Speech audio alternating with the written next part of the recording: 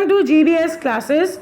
Today we are going to study Social Study, Standard 10th, Civics, Chapter number 15, Economic Development, Part 1. Today we are going to study about the economic development. Now what does economic development mean? Economic means financial or arthik, and development means vikas. How has it developed? Economic development. In today modern world, every country is trying to achieve the development. Her country development चाहता है. But the development is not conformed to the economic development only. सिर्फ आप economic development लेकर आप नहीं बोल सकते कि आपकी country ने development किया है. It is the process of social changes having many factors or many phases. सिर्फ अगर आप फाइनेंशियली आगे आए हो, फाइनेंशियल इम्प्रूवमेंट हुआ है, तो you can not say you have developed. It also has some social factors also. Economic development shows the constant increase in the national income. जो इकोनॉमिक डेवलपमेंट है वो कॉन्स्टेंट इंक्रीज दिखाता है नेशनल इनकम में, national income of the country में. Economic development means constant increase in the national income of the country. Economic development क्या बताता है? कांस्टेंट, लगातार वो इनकम बढ़ती रहनी चाहिए. इंक्रीज इन पर capita income of the country. India का या किसी भी कंट्री का पर कैपिटा इनकम भी बढ़ना चाहिए. And improvement in the living standard of the people. लोगों के लाइफस्टाइल में भी चेंज आना चाहिए, उनकी रहनी सहनी में भी वो चेंज दिखता है. Now first will understand what is national income. This is called the economic development. ये तीन चीज़ें अगर है तो ही हम बोलेंगे the country is having development और economic development. Total income of the country is called the national income. जो टोटल इनकम है पूरी कंट्री की, that is considered as the national income. And by dividing the total income of the country with the total population of the country, we obtain the national per capita income. While the living standard includes the facilities like obtaining food, clothes, education, health services, transport services as well as shelter. जो हमने पढ़ा living standards में कौन सी चीज़ें आती है? The facilities of providing food or obtaining food, clothes, education, health services, transportation, shelter, ये सब चीज़ें इंक्लूड होती है हमारे लिविंग स्टैंडर्ड्स में. Because of the increase in the national income and the per capita income of India, हमारे India का national income भी बढ़ा है और पर कैपिटा इनकम भी बढ़ा है. After independence there has been improvement in the services, facilities, availability of food, clothes, electricity, education, health services, shelter, etc. Because of that, we can see the improvement in the lifestyle of the people or the living standard of the people, which includes in the services. जो इसमें services आती हैं, facilities of food, availability of facilities, जो हमको सारी facilities हमने बताई living standards के लिए, वो facilities भी increase हुई है. Availability of food, grains, clothes, electricity, education, health services, shelter, etc. The above mentioned requirements are fulfilled easily in a better way as compared to the past. So we may say that the economic development is taking place in India. जो ये आगे हमने facilities पढ़ी वो India में पहले भी थी, but now they have developed and now they are much better as they were in the past. So we can say, इससे हम कह सकते हैं development is taking place in India. हमारी इंडिया में भी विकास हो रहा है. Now here is a table you can see the national income of India. National income of India, that is the national income GDP, हमने कल भी पढ़ा था, national gross production of India was, which was 87,36,039 crores in 2011 and 12, which has now increased, अब बढ़ गया है to 1,35,67,192 crores in 2015 and 16. Many a time objectives आता है what is the national income, then what is the per capita income. जो हमने पहले वाले पैराग्राफ में पढ़ा, the total income of the country is called the national income, and the total income of the country divided by the total number of population of the country is called the per capita income. Objectives में कई बार ये पूछते हैं. Now we will study about the difference between the economic progress and economic development. Economic progress क्या होता है? Progress यानी प्रगति करना, आगे बढ़ना, and development जो हम लोग पहले से पढ़ते हैं वो है विकास. Economic progress and economic development. ये भी कई बार डिफरेंस पूछे जाते हैं, आपको इन बेसिस पे ही डिफरेंसेस लिखना है. In ordinary sense, economic progress as well as economic development, both the words show an increase, but there is a lot of difference between them. सुनने में दोनों एक जैसे ही लग रहे हैं, विकास और प्रगति, but there are some differences. We'll study about this in the following. On the basis of the development process जो हो रहा है, economic development is a qualitative, while the economic progress is quantitative. Qualitative कितना अच्छा है and qualitative कितना बड़ा. Economic development is the qualitative, उसकी क्वालिटी जो हम लोग आगे पढ़ते हैं, हमारी क्वालिटी बढ़ी, स्टैंडर्ड ऑफ लिविंग बढ़ा, चीज़ों की अवेलेबिलिटी बढ़ी, इम्प्लीमेंट्स बढ़े, फैसिलिटीज़ बढ़ी. While the economic progress is a quantitative, वो कितनी क्वांटिटी में हुआ. The above was the quantity, like 87 lakh से हम लोग 1 करोड़ तक पहुँचे, that is the quantity हमारा बढ़ा. Economic development is the first stage, while the economic progress is the stage after the economic development. Economic development हमारा विकास हुआ, वो हमारा बेसिक स्टेप है, और इकोनॉमिक प्रोग्रेस तब दिखेगा जब हमारा इकोनॉमिक डेवलपमेंट होगा. जब हम विकास करेंगे तो ही हमारी प्रगति दिखेगी. According to the change taking place in the economy, second difference आता है हमारी इकोनॉमी में जो चेंजेस आ रहे हैं उसके बेस पर आ रहे हैं. On the basis of new researches in economy, increase in production is economic development. जो न्यू रिसर्चेज हो रहे हैं in the economy increases in the production of economic development.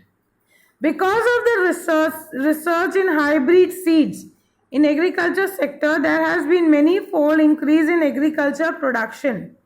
हमने लास्ट चैप्टर में पढ़ा था कि जो न्यू एग्रीकल्चर डिपार्टमेंट इंक्रीज हो रहा है, या जो न्यू इन्वेंशंस आ रहे हैं, न्यू टेक्नोलॉजी आ रही है, hybrid seeds, new implements, latest technology in agriculture sector, this has increase the agriculture production. इसकी वजह से एग्रीकल्चर प्रोडक्शन बढ़ा है.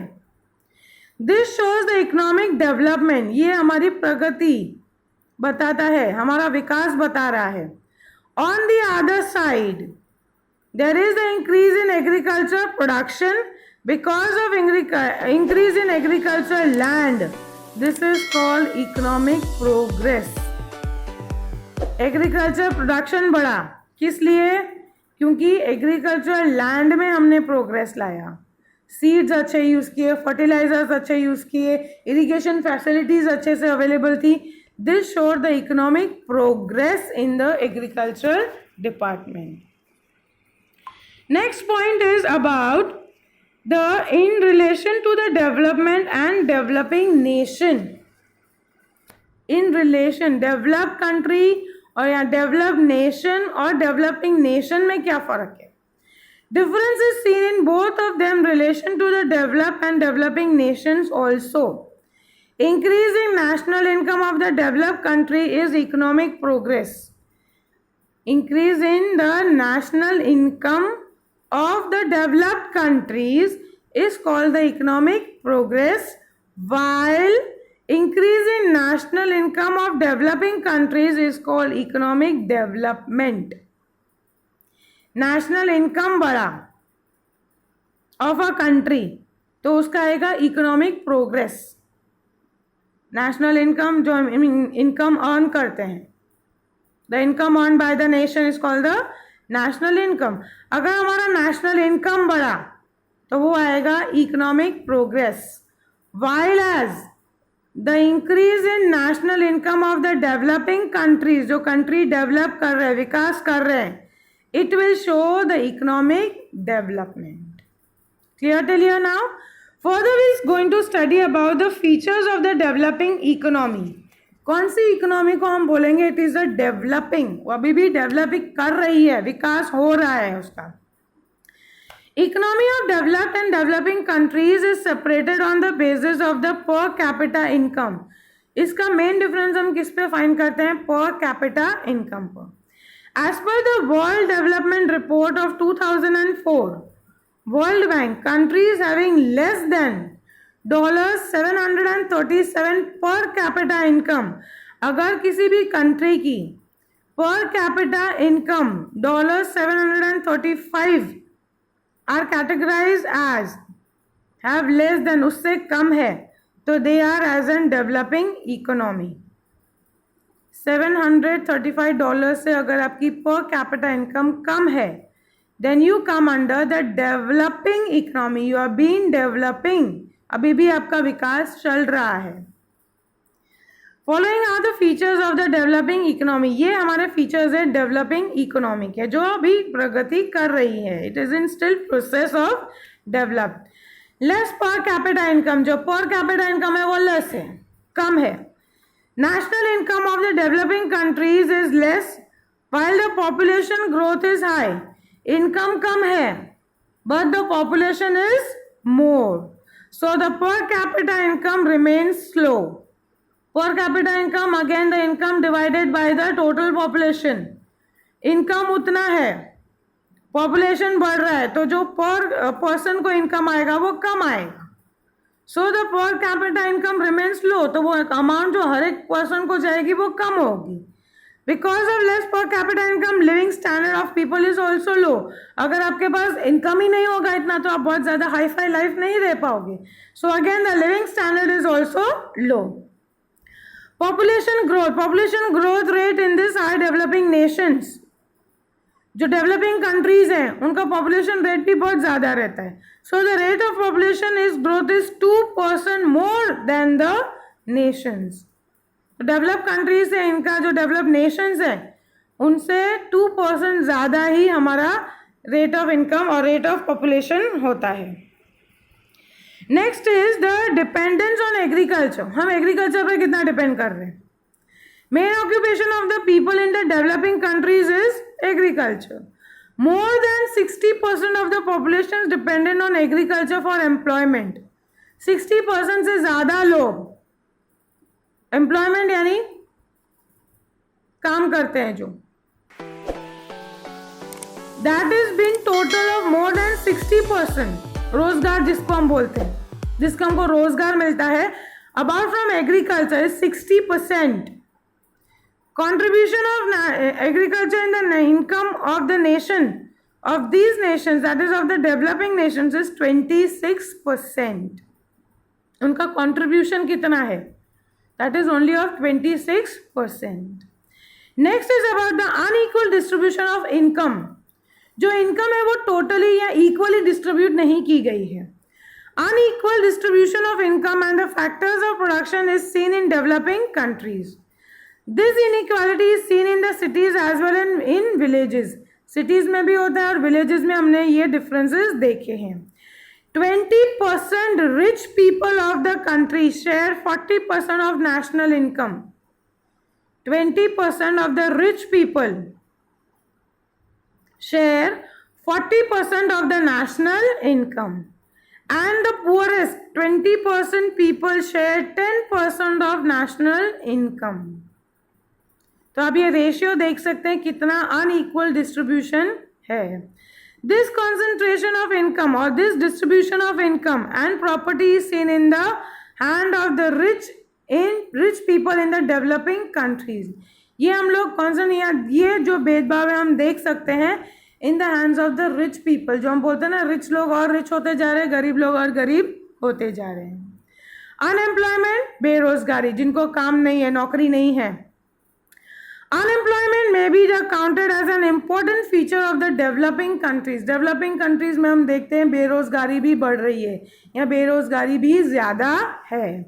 In these countries, the ratio of unemployment is more than 3% of the total labor. In these countries, different types of unemployment have been seen. Different types of unemployment, जैसे कि seasonal, जो ऐसे मजदूर हैं जो seasonal काम करते हैं, जो सीजनल क्रॉप्स में जाते हैं, तो without season they are unemployed.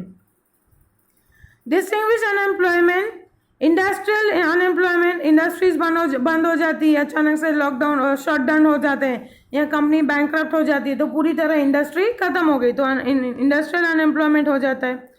More of the period of the unemployment is very long, इसलिए फिर उनको जल्दी कहीं दूसरी जगह काम नहीं मिलता है, तो जो टाइम पीरियड है अनएम्प्लॉयमेंट का वो भी बहुत ज़्यादा होता है.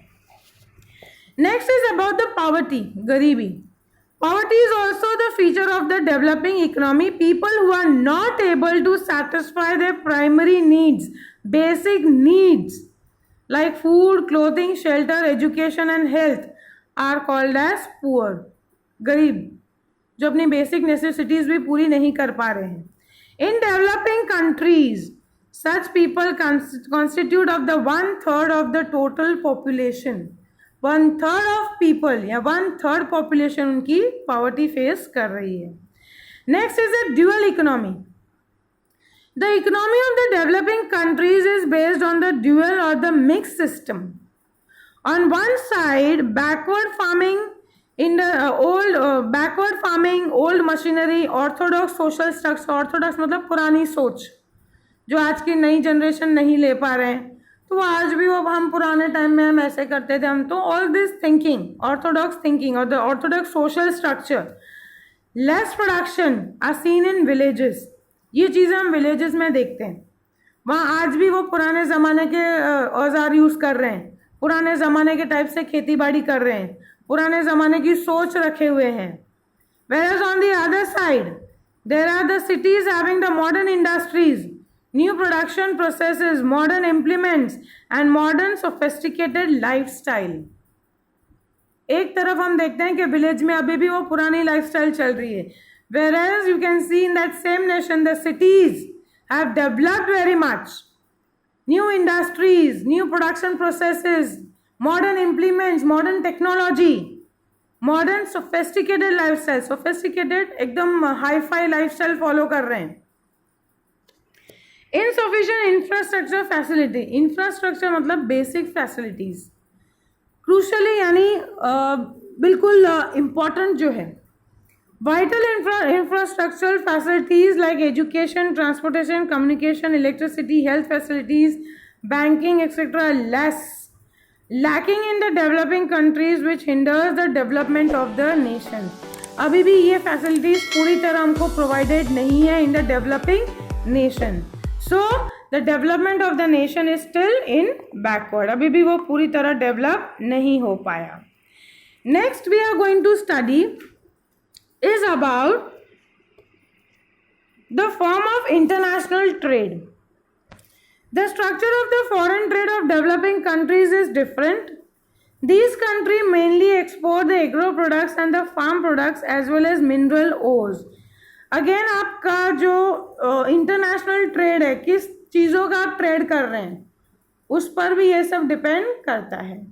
First thing that is said the foreign trade जो हम बाहर की कंट्रीज से करते हैं of the developing countries is different. जो डेवलपिंग कंट्रीज है उनका ये ट्रेड जो फॉरेन ट्रेड है वो थोड़ा अलग है. What is that? These country mainly develop और दे मेनली एक्सपोर्ट. क्या चीज़ें वो एक्सपोर्ट करते हैं?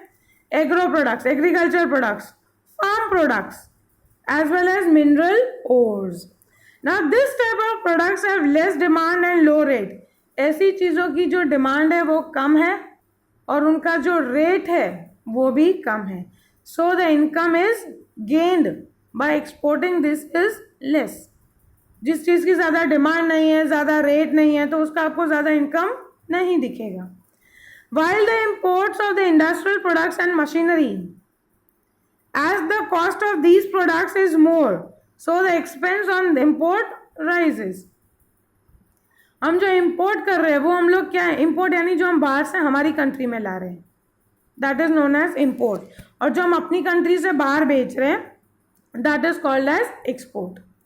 Now what this here it say, जो चीज़ें हम इम्पोर्ट करते हैं, मशीनरी, इंडस्ट्रियल प्रोडक्ट्स, उनके कॉस्ट हाई हैं, तो हमको जो इम्पोर्ट करते हैं उसके टैक्सेस या उनके रेट्स हमको ज़्यादा देने पड़ते हैं.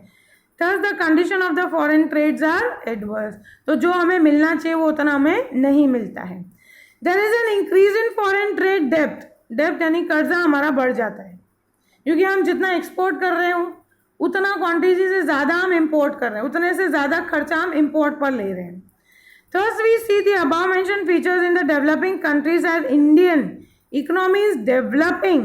All these features are related in India to get to greater or the lesser measure. हमारी इंडिया भी एक डेवलपिंग कंट्री है, still we are in developing process. तो ये सारे फीचर्स हमें हमारी कंट्री में भी दिखते हैं. Many a times again short notes have been asked, what are the features of the developing economy? Next we are going to study is about the economic and the non-economic activities. Simple words, जिससे हम कुछ कमा रहे हैं, that is called an economic activity. जिससे हम कुछ कमा नहीं रहे, फाइनेंशियल हेल्प नहीं हो रही है, that is called an non economic activities. ये भी मेनी टाइम्स डिफरेंसेस में पूछा जाता है. इकोनॉमिक एक्टिविटीज मीन्स अर्निंग और spending money for the exchange of commodities. कोई भी चीज खरीद रहे हैं, बेच रहे हैं, we earn an income on that. For example the activities of the farmer, artisan, business, teacher etcetera are included in economic activities. Businessman है, बिजनेस कर रहा है, चीज़ों का ले रहा है, बेच रहा है, he is earning money.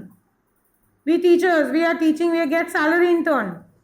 So all these are called as economic activities. Whereas the non-economic activities that are not aimed in aiming of income, जिसे हम इनकम का कोई वो नहीं रखता कि ये करूँगी तो मुझे इतना इनकम मिलेगा, ये करूँगी तो मुझे इतना पैसा मिलेगा. Something indirectly are called the non-economic activities. ऐसी activities that are not aimed, जिसका कोई एम नहीं है पैसा कमाने का, it is called as non economic activity. Example हो गया, child by a mother, red nurturing a child. अब एक मदर है, एक मम्मी है, एक माँ है, वो अपने बच्चे को पाल पोस के बड़ा करती है, तो उसके बदले को उसको इनकम नहीं आता है, that is an non economic activity. Social service करते हैं, सेवा करने जाते हैं लोग, तो उससे कोई उनको इनकम नहीं मिलती. These activities are included in non-economic activities. Next is the structure of Indian economy. हमारा Indian economy का structure क्या है? Various occupation and economic activities are classified in 3 sections: primary sector, secondary sector, and the service sector.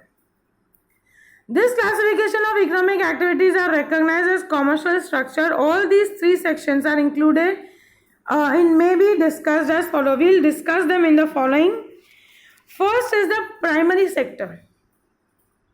Agriculture and agriculture related activities are such as cattle rearing, cattle breeding, fishing, poultry farm, collection of forest products, mining, raw materials or raw metals, etc. in the primary sector. Agriculture and agriculture related जो भी activities हैं, they come under the primary sector. Secondary sector, small and large scale industries, factory, construction, electricity, water supply are included in this section. This section is also acknowledged as industries which include the production of small pin to gigantic machines. छोटी छोटी industries, छोटी बड़ी industries हैं, production काम कर रहे हैं, electricity production हो रहा है, वाटर सप्लाई हो रहा है, फैक्ट्रीज हैं, बड़ी बड़ी इंडस्ट्रीज हैं या छोटी कॉटेज इंडस्ट्रीज हैं. All this come into the secondary section.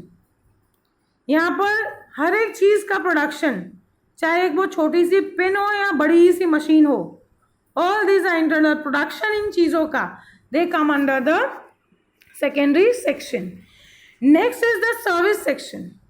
Service देना, direct types, different types of services included in this section like the trade, communication, airways, waterways, education, banking, insurance, tourism, entertainment, all these are included in this sector, जो हम service provide कर रहे हैं, like we are providing you service of teaching, हम आपको पढ़ा रहे हैं, हम हमारी सेवा कर रहे हैं आपके साथ, हम आपको सर्विस दे रहे हैं.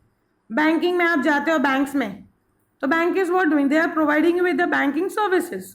इंश्योरेंस कंपनी है, they are providing with the insurance services, so those come under the service sector. Normally the private sector dominates in developing countries. Private sector contributes the most is employment generation and the natural income. जो private sector है, जो educational department था, वो वाला जो है that contributes mostly employment generation and increase in the income. अगर हम एग्रीकल्चर बेस्ड कंट्री है तो एग्रीकल्चर चीज़ों से हम अपना इनकम करेंगे. So the primary sector mainly increase our national income. As there is a rise in the economic development, significance of the primary factor decreases. अगर हमारा इकोनॉमिक डेवलपमेंट, हमारा इकोनॉमिक विकास हो रहा है, significance of the primary sector decreases. विकास हम क्या कर रहे हैं, नई नई टेक्नोलॉजी लाके हम विकास कर रहे हैं, तो उसमें क्या हो रहा है, जो प्राइमरी सेक्टर है वो डिक्रीज होता है. And secondary and the service sector, importance of industrial sector increases. जो प्राइमरी सेक्टर है वो इतना ज़्यादा नहीं बढ़ रहा है या वो डिक्रीज हो रहा है. On the other hand secondary and the service sector is increasing on the basis of the development, economic development. Okay, now we'll study about the factors of production. Again, this is asked as a short note. What are the different factors of production? Production is done with the help of natural resources and labor. Production क्या होगा, आपके पास raw material होना चाहिए, labour होना चाहिए, तो ही आप production काम कर सकते हो. Different types of tools are used for production. These factors are divided into 4 parts: land, capital, labor and entrepreneurship. सबसे पहले हम पढ़ेंगे land. In normal sense, land is the upper layer of the surface of the earth. Land हम किसको बोलते हैं, ज़मीन को. Normally हम land उसको बोलते हैं. But in terms of economics, यहाँ development और progress की बात हो रही है, तो यहाँ पर land means the different types of natural resources which includes the forest, rivers, mountain, minerals present in the interior of the earth, metals etcetera present on the surface of the earth. The land is a natural tool of production. यहाँ सिर्फ ज़मीन नहीं है, यहाँ different resources जो available हैं production के लिए, that is considered as land. Next is the capital. Capital यानी फाइनेंस. ठीक है. Man made instruments helpful in the production process such as instrument, tools, houses etcetera included in capital. Property, assets and investments. Property कितना गाड़ी बंगला है, how much finance you can provide it. Assets आपकी properties. Next is the labour. Labour means the mental और physical work done with the aim to obtain monetary gains. Monetary gain, financial gains. कोई भी आप mental work करते हैं या physical work करते हैं. मेंटल वर्क यानी जो सिर्फ भेजा चलाना होता है, आपको सिर्फ ब्रेन से काम लेना है. द एडवाइजर्स वो कोई फिजिकल काम नहीं करते. They are sitting in the offices and they are just giving you the advices. They are using the mental power. And physical power जो मजदूर लोग होते हैं, they are physically working it. Any work done by mental और physical to obtain the monetary gain is called as an labor. Labor is a living factor of production and work of farm laborers, workers, teachers, doctors are called as labor. We teachers are also considered as laborers because we are working mentally. When we are working means when you are giving your lectures. So this is in turn we are earning something. So this comes under labor. Next is about the entrepreneurship. The person who efficiently combines the 3 factors. कौन से 3 factors? Land, capital and labor. A person who combines all these factors of production, is called an entrepreneur. The one who is the owner of this or who combines and get the work from them is called an entrepreneur. The process of coordinating these three factors of production in profit making process, profit बना रहा है इन तीनों को मिलाकर, it is called as an entrepreneurship. So here we come into a part 1. Thank you. Hello friends and welcome to GBS classes. Today we are going to study about Social Studies Standard 10th, Civics Chapter number 15, Economic Development, Part 2. Now, today we will study about the distribution of the factors of production. Factors of production means the factors or the things that are for the productions, the factors that lead for the production. First we'll study about is human wants are unlimited with the resources to fulfill them are limited. What they want to say here is जो human wants है, जो human needs है, वो unlimited है, whereas the resources to fulfill them, उनको पूरा करने के लिए जो resources हैं वो बहुत limited है. No nation of the world has the resource in unlimited quantity. कोई भी ऐसी country नहीं है पूरे world में जिसके पास इतने रिसोर्सेज हों कि वो अनलिमिटेड हो. There will always be a scarcity of factors of production. As a result every country faces the problem related to the allocation of the resources. इसलिए हर कंट्री को कहीं ना कहीं ये प्रॉब्लम फेस करनी ही पड़ती है, एलोकेशन जो उनको रिसोर्सेज मिला है उसको लेकर. Many question arises such as why, when and how many quantity of limited resources can be used. So ये हमेशा क्वेश्चन होता है कि कौन सी चीज़ कितनी कैसे यूज करनी चाहिए. First is the unlimited wants.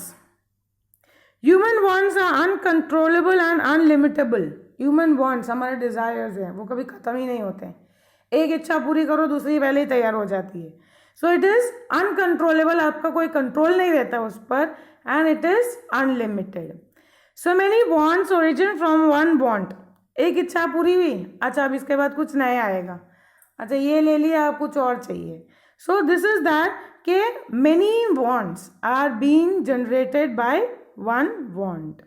Many requirements are to be fulfilled again and again while many are arise because of the development of science and technology. Many requirements, कुछ ऐसी ज़रूरतें हैं जो बार बार हमें पूरी करनी पड़ती है, whereas some है बिकॉज ऑफ द डेवलपमेंट. हमारे पास घर है, ठीक है, अभी थोड़ा स्टैंडर्ड रेज नहीं हुआ, अभी थोड़ा बड़ा घर लें, अच्छा बड़ा घर लें, उसमें थोड़ी ज़्यादा फैसिलिटीज़ ऐड ऑन करें. क्योंकि we are seeing the technology is being improve और it is being increasing day by day. Thus because of many reason wants become unlimited. ऐसे कुछ रीज़न है जिसकी वजह से जो हमारी वांट्स हैं, हमारी डिज़ायर्स हैं, वो अनलिमिटेड होती जा रही है. So in order to fulfill the wants, one has to make the selection among the wants. आपके पास एक लंबी लिस्ट तैयार हो जाएगी. So हम क्या करते हैं, in order to fulfill the wants, one has to make the selection. अच्छा पहले कौन सी सबसे ज़्यादा ज़रूरी है, we'll make down the list and we'll sort down it according to its importance. Important order in terms of priority. ऐसी कौन सी wants है जिसको हम पहले पूरा करेंगे, प्रायोरिटी यानी जिसको पहले हमें पूरा करना चाहिए. As the resources to satisfy wants are limited, the individual has to decide which want is more important. कौन सी चीज़ ज़्यादा ज़रूरी है, भाई पहले उस पर कॉन्सेंट्रेट किया जाए. He has to satisfy his requirements in order to of the priority. उसको अपनी डिमांड्स उस तरह पूरी करनी है जैसे जिसकी ज़रूरत आ रही है. Whichever requirement is more important, that has to be satisfied earlier and later on the others. जिसकी रिक्वायरमेंट सबसे ज़्यादा है, अच्छा आप लोग 4 मेंबर्स हो घर की, हम लोग ये देखेंगे कि दिवाली पर सबसे पहले किसकी ज़रूरत है नए कपड़े खरीदने की. अगर आपके पास है तो will be in the second priority. कि अगर किसी के पास दूसरा भाई या बहन है जिसके पास अभी बिल्कुल नए कपड़े नहीं हैं, so he comes at the priority level के पहले इसको ले देना है. अगर उसके बाद अगर हुआ सेटलमेंट तो आपको भी ले देंगे. So that is called that we have to arrange our requirements or arrange our wants according to the it is to be fulfilled, and whenever the which requirement is more, कौन सी चीज़ की requirement ज़्यादा है. बड़े वालों के पास कपड़े हैं, अगर छोटे वाले को पहले चाहिए तो भाई पहला छोटे बच्चे की रिक्वायरमेंट कंप्लीट ऑन करनी है, फिर उसके बाद later to the others. Next is about the limited resources. जो रिसोर्सेज हैं उन वांट्स को पूरी करने के लिए वो बहुत ही लिमिटेड है. Factors of production mainly include the natural wealth and the man made wealth. Natural wealth जो नेचर ने हमें दिया है वो, प्लस जो मैन मेड वेल्थ है जो चीज़ें इंसान ने बनाई है. All these tools are limited. तो जो कुदरती मिली है वो भी लिमिटेड, जो मैन ने बनाया वो भी लिमिटेड ही है. So they have to be utilise judiciary. Judiciary यानी बहुत सोच समझ के बिना वेस्टेज किए उसको यूज़ करना चाहिए. Distribution of tools has to be keep selected wants in the centre. जब हम हमारा चीज़ों को हम डिस्ट्रीब्यूट करते हैं, जो टूल्स जो रिक्वायरमेंट्स हैं उसको हम पूरा करते हैं, has to be done keeping selected wants. पहले जो सिलेक्टेड है जो बहुत ज़रूरी है हम उनमें से सिलेक्ट करते हैं, भाई पहले ये चीज़ चाहिए उसके बाद हम आगे करेंगे. तो यहाँ पर जो है selected wants are in the centre. जो हमें सबसे पहले चाहिए हम उसको सेंटर में रख के फिर आगे दूसरे के बारे में हम सोचते हैं. Next is the alternative use of resources. कोई भी रिसोर्स है उसका अगर कोई ऑल्टरनेट हमें मिल जाता है, उसकी जगह पर हम किसी और चीज़ को यूज़ अप कर सकते हैं, तो हम पहले उसके लिए जाएंगे. Resources to satisfy the demands are limited. जो रिसोर्सेज हैं हमारी डिमांड्स को सेटिस्फाई करने के लिए बहुत ही लिमिटेड है. Not only this, they have the alternative use also. उसका कुछ ऑल्टरनेटिव यूज भी है. When any tool or production may be utilized in more than one way, it means that the tool has the multiple use. अगर एक ही चीज़ को, ठीक है, any tool of production may be utilized, उसको हम एक से ज़्यादा बार तरीके से यूज़ कर सकते हैं. It is called that tool is having the multiple usage. So it may be said that the usage is alternative. For example, if wheat is grown in a land, bajra, maize, groundnut or any other yield cannot be cultivated. Other usage of land has to be stopped down. हमने wheat उगाया है तो उसमें अब आप बाकी के crops तो नहीं उगा सकते. So here we say that the use of land is being stopped down. Other use नहीं हो सकता. फिलहाल तो wheat है तो wheat को लेकर ही हमें चलना है. Thus, in the above mentioned condition, distribution of factors and production is done in such a way that they satisfy the maximum possible demands. हमने इस तरह से उसको डिस्ट्रीब्यूट किया है ताकि हम मैक्सिमम पॉसिबल डिमांड्स को हम पूरा कर सकें. Next is the method of allotting, that is allocation of resources. जो हमें रिसोर्सेज दिए गए हैं उसके मेथड्स क्या हैं, किस तरीके से वो अलॉट किए गए हैं. Every nation tries to attain speedy economic development. हर किसी को एकदम स्पीडी, फास्ट, जल्दी से जल्द हम आगे बढ़ें. By making the best possible allocation of resources. अच्छे से अच्छा एलोकेशन या बेस्ट टू बेस्ट एलोकेशन हमें मिले ताकि हम और आगे जल्दी बढ़ सकें. Allocation of resources is mainly done by two methods. Marketing mechanism and social system. एक तो मार्केट के हिसाब से कि किसके पास कैसा मार्केट है उस पर जाता है. Second is the social system. Socially हम उसको कैसे कनेक्ट कर सकते हैं या सोशली वो इंसान को कैसे आगे ला सकता है. Both the systems are opposite to each other. दोनों ही अलग है, एक मार्केट है तो एक सोशल है. Mingling both systems many other methods have been develop. Mingling यानी इन दोनों को हमने मिक्सअप किया कि हम ऐसा कुछ करें जिससे मार्केट सिस्टम, मार्केट मैकेनिज्म भी बना रहे और सोशल सिस्टम भी बना रहे. Other methods have been developed. Every country aspects one और the more other methods as per the requirement. हर एक कंट्री ने एक्सेप्ट किया है, या तो मैकेनिज्म या तो सोशल सिस्टम, ये दोनों का कॉम्बिनेशन है. तो एवरी कंट्री वन और the other method has been पर देयर रिक्वायरमेंट. जैसे उनकी रिक्वायरमेंट्स है उस पर उन्होंने वो लिया है. Following is the explanation of the methods of allotment of the resources. आगे हम पढ़ेंगे जो रिसोर्सेज का अलॉटमेंट है वो इस तरह से दिया गया है. First is about the market system. Nation like America, Japan, etc. have made their economic development through the market system. जो ये डेवलप्ड कंट्रीज हैं, जापान, अमेरिका, उन्होंने अपना जो इकोनॉमिक डेवलपमेंट बनाया, it is through the market system. Market system is also the capitalistic system. इसको capitalistic system भी बोलते हैं, जिसे हम बोलते हैं financially. In this method, the process of resources allocated is done on the basis of the profit scope. इसमें हमने जो resources allot किए हैं वो है हम लोग का ज़्यादा main motive क्या है? Profit. In this system, in the production and is related the activities, profit is at the center. जो भी आप काम कर रहे हो, जो भी activity आप कर रहे हो, your main center is the profit. People invest in those industries where they have more scope of profit. जो आप देखते हो कि शेयर बाजार में भी हम अगर मनी इन्वेस्ट करते हैं तो हम उन्हीं कंपनीज पे पैसा लगाते हैं जहाँ से हमें प्रॉफिट ज़्यादा मिलता है. Market is completely free in this system. आपको जो करना है सिर्फ हमें तो प्रॉफिट से मतलब होना चाहिए. Government does not have any specific economic policy. इसमें गवर्नमेंट का कोई इंटरैक्शन नहीं, कोई इंटरफियरेंस नहीं होता है. इकोनॉमिक पॉलिसी और does not play any role in this method. इसमें गवर्नमेंट का कोई रोल प्ले नहीं होता है. Competition plays a very vital role in the market system. यहाँ क्या चलता है? कॉम्पिटिशन, कौन किससे कितना बेटर है. In the cooperative market, in the competitive market, the owner has to increase the working capacity to the greatest extent in order to obtain the maximum profit. यहाँ जो कॉम्पिटिटिव मार्केट है, competition लगी, होड़ लगी हुई है. The owner has to increase the working capacity. उन्हें अपने काम करने की कैपेसिटी, क्षमता बढ़ानी पड़ती है to the greatest extent, maximum जितना वो कर सकते हैं, in order to obtain maximum profit. Because of this method many new researches are done, new methods of productions are created.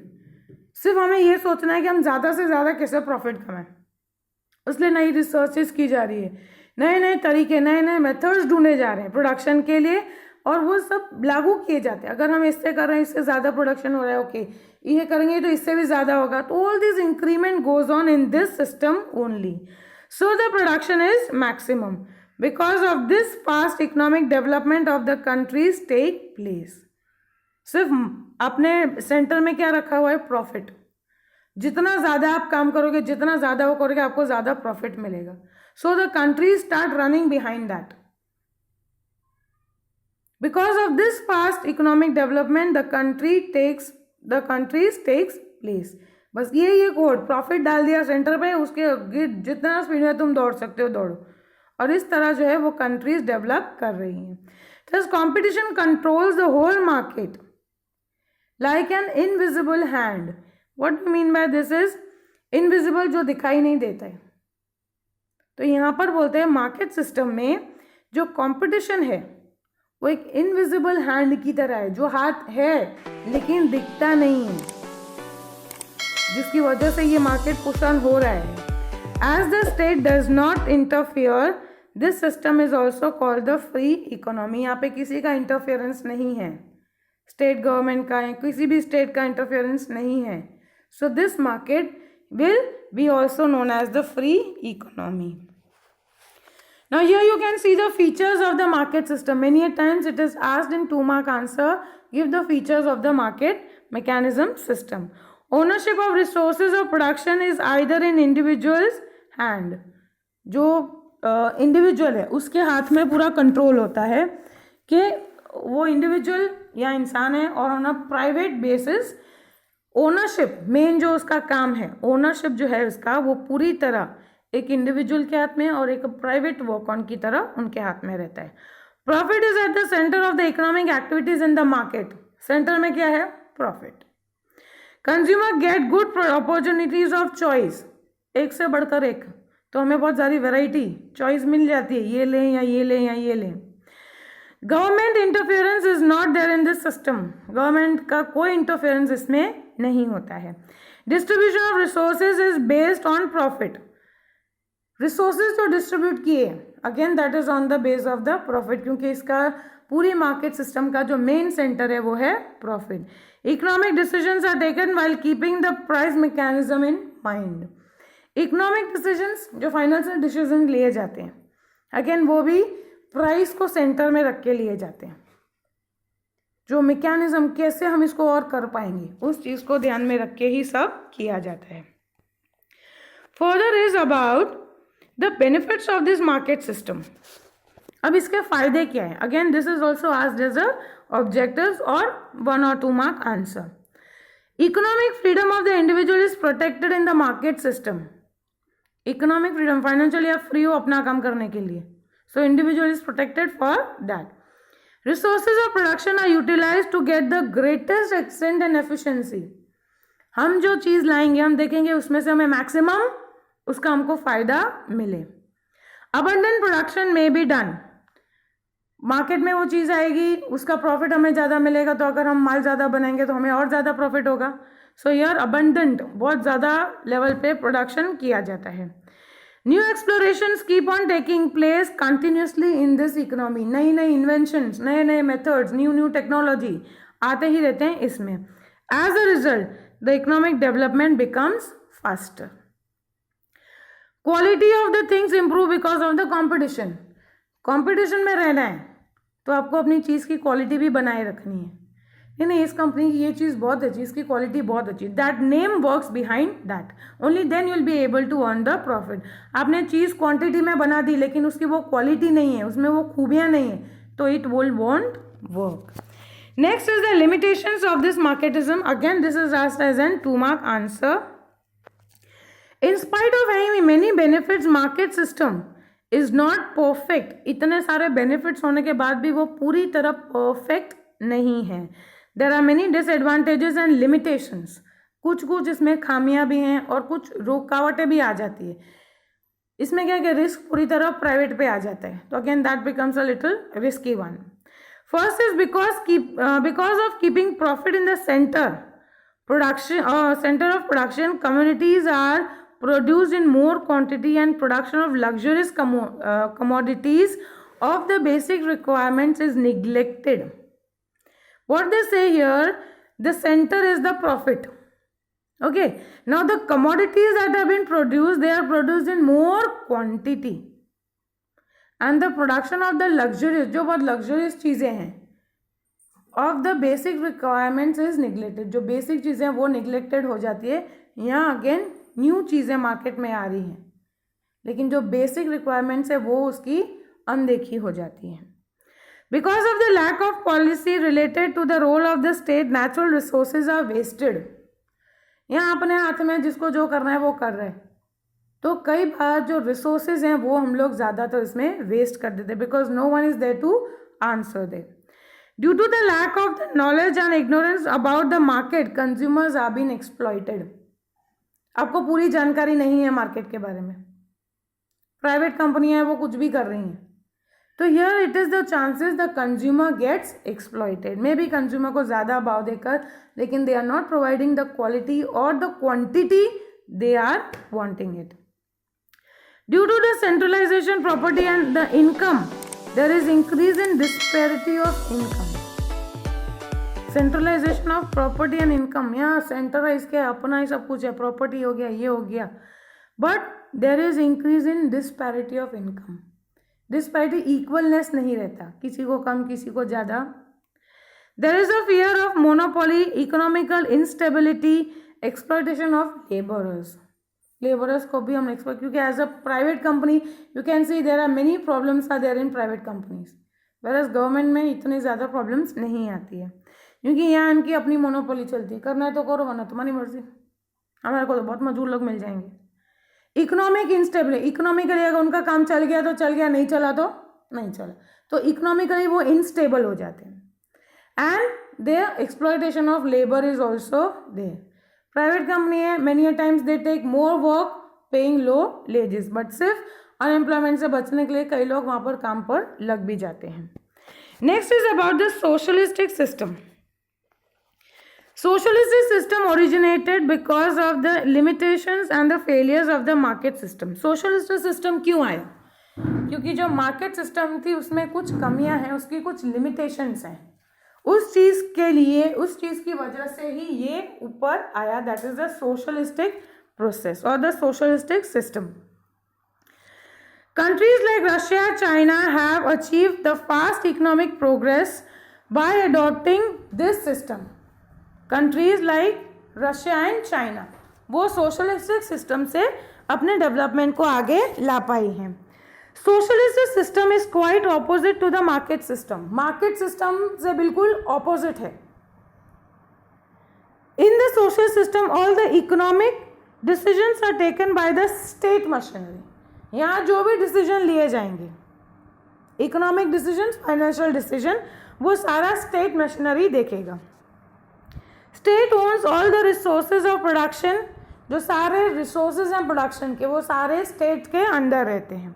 In this system whole economy is manage by the state. ये पूरी तरह state से मैनेज किया जाता है, whereas that was manage by the private और the individual. All the decisions pertaining to the production, investment, resource, distribution, production, distribution, etc. are taken by keeping the requirements of the society in mind. जो भी चीज़ करना है, factors of production है या distribution of production है या rate, economically उसको कैसे आपने करना है, this all lies in the hands of the state and they keep in mind of the society. Society को ये किस रेट पर हम लोग कर सकते हैं, that is been kept in the centre. Whereas in the market system the profit was in the centre. In the socialist system rather than the profit social welfare is at the centre. Market system में profit was at the centre, whereas the socialist system में social welfare is the centre. कितने ज़्यादा से ज़्यादा लोगों का welfare हो सकता है, भला हो सकता है.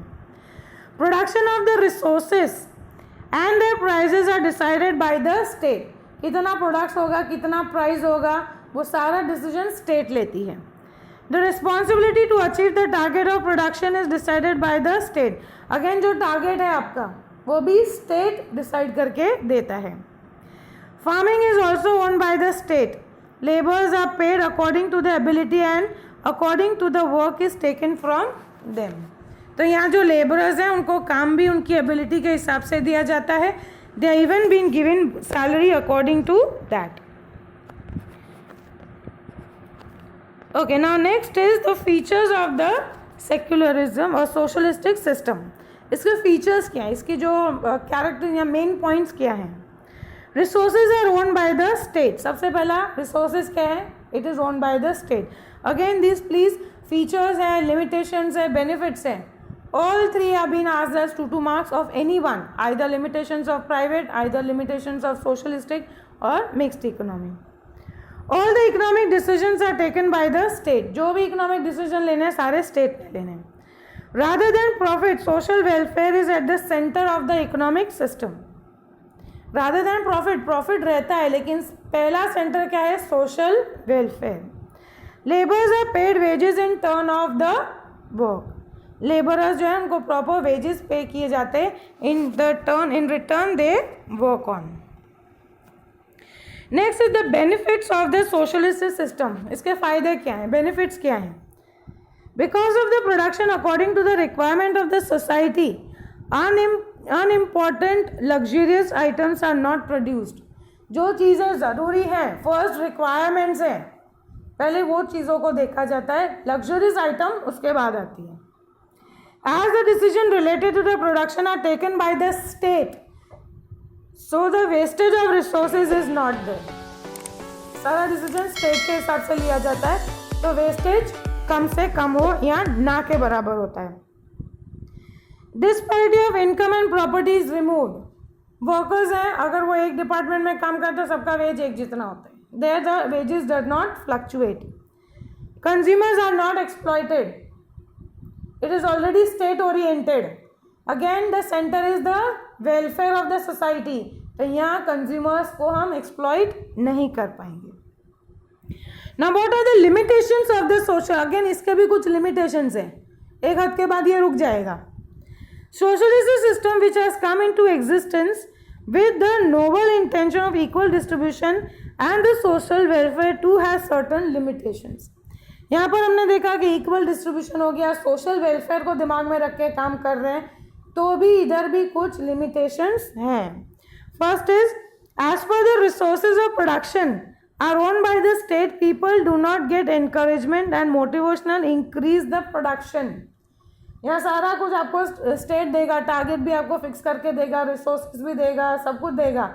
तो here what is that, no encouragement is there for the production. जिसको जितना काम अलॉट किया है बस आपने उतना ही करना है. So no more of extra production is done. Due to the lack of competition, contest and the research do not get momentum in the economy. यहाँ पर कॉम्पिटिशन नहीं है. They have to work according to the welfare of the people and according to the state. The contest and research do not get. यहाँ पर research के लिए ज़्यादा किसी को मोमेंटम या बहुत ज़्यादा उनको एक्नॉलेज नहीं किया जाता है. So that is not being done in this system. There is lack of individual freedom in this system. आप अपने हिसाब से काम नहीं कर सकते. Work is being allotted to you. Have to do that work in particular that time only. Because of the complete interference of the state, there is the fear of bureaucracy. Again यहाँ पर क्या रहता है, यहाँ पे totally जो है state का इंटरफेरेंस रहता है. तो देर इज अ फियर कि अगर आप ये नहीं कर पाए तो you have to be responsible for that. Now next is of the mixed economy. Mixed economy system attempts at removing the limitations of the market system and the socialist system and tries to assimilate it in a good elements of both the system. Now as the word itself, वो खुद नाम ही बता रहा है, mixed economy. इन दोनों का mixture है वो, because the market system and the socialist system दोनों में कुछ बेनिफिट्स हैं तो दोनों में कुछ कमियां हैं. So too they are been assimilated. इस तरह उसको मिक्स कर दिया गया है कि दोनों के जो गुड एलिमेंट्स हैं वो इसमें एड ऑन हो जाए. Mixed economy is such type of economy in which the public and the private sector coexist and both the sector do their work as a competition rather than to work as complementary to each other. Mixed economy is a type of एक ऐसा economic system है ये जिसमें public and private sectors coexist, दोनों ही हैं, and both the sectors work as do not work as a competitors. वो एक दूसरे के कंपटीशन में काम नहीं कर रहे हैं, but they are working as an complementary to each other. अच्छा ये आप इतना कर लो, बाकी मैं संभाल लेता हूँ. So they both are the complementary. अगर ये इतना करेगा ये इतना करेगा तो बोथ दोनों का काम मिलकर एक फाइनल प्रोडक्ट बनेगा. So that is called as a complementary. वो दोनों मिलकर एक प्रोडक्ट को कंप्लीट करेंगे. There is an individual or the private ownership in agriculture, trade, small consumer goods, industries, etc. While the basic key areas like heavy industries, factories producing defense material, railway, electricity, roads are being owned by the state. यहाँ पर इन्होंने क्या बोला है, the individual the private ownership किस में है, agriculture, trade, छोटे कंज्यूमर्स अपनी गुड्स इंडस्ट्रीज बना रहे हैं. वेयर इज द बेसिक, अगर हैवी इंडस्ट्रीज हैं, हैवी मशीनरीज हैं, प्रोड्यूसिंग है, डिफेंस डिपार्टमेंट है, मटेरियल, रेलवेज है, ये सारा स्टेट में चला जाता है. In this system the market is not completely free. पूरी तरह आपकी आज़ादी में काम नहीं होता है. You have to work with your freedom but along with some restrictions. Government lays control in different ways. For example state lays heavy tax on production of the unwanted things. यहाँ पर क्या बोलते हैं, government has control in different ways. इसमें government का control है, लेकिन आप बोलते हैं ना इंटरफियरेंस नहीं बोल सकते, उसका सिर्फ कंट्रोल रहता है. For example state lays heavy taxes on the production. जो चीज़ें लग्जरीज हैं या जो अभी इतनी मेन ज़रूरत नहीं है, they are the second things to be fulfilled, उन पर वो बहुत हैवी टैक्सेस लगा देते हैं. In the same way, industries in the backward areas encourage to give them the subsidy and relaxation in tax. Same way, यहाँ पर एक बार जो आपने क्या देखा कि जो unwanted things हैं या जो बहुत ज़्यादा luxurious चीज़ें थी उस पर heavy taxes हैं. Whereas the same way in the backward area जो पिछले हमारे भाग हैं जो अभी पूरी तरह डेवलप नहीं हुए हैं, in those areas they encourage them to come forward by giving them subsidiary सहायता, जो हमने कल भी पढ़ा था. they help them financially also and they also give them the relaxation in taxes, कि आपको टैक्स थोड़ा कम कर देते हैं, but you do the work. Thus, mixed economy is such an economic system in which important place is given to the economic planning in taking the economic decision.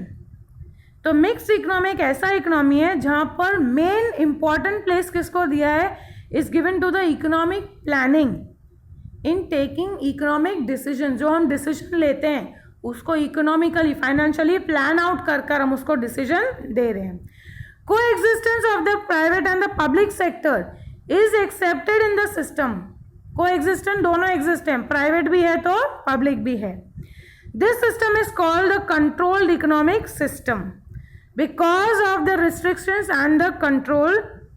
उसमें restrictions भी है, control भी है, आपको करने का काम दिया है, but that is to some restrictions, कुछ रोक टोक भी है. So this system is called as controlled economic system.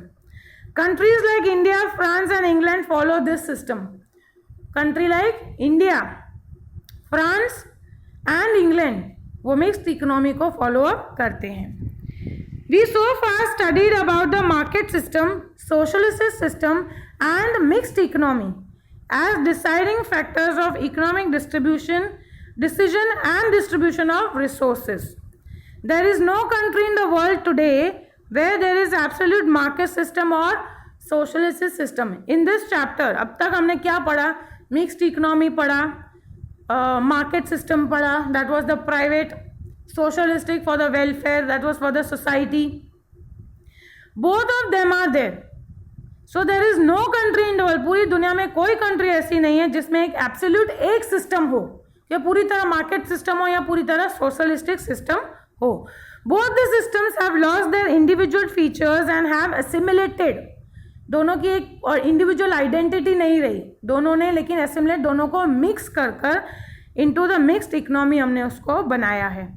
Market system witness indulgence of planning elements and the state interference, while socialist system witness the economic relaxation and the economic liberalisation. Market system क्या देखता है, planning of elements and state interference, where socialist system क्या देख रहा है, economic relaxation है और economic liberalisation है. लिबरलाइजेशन थोड़ी बहुत फ्रीडम भी उनको है. So my dear friends, today we end up with this chapter second part. Thank you.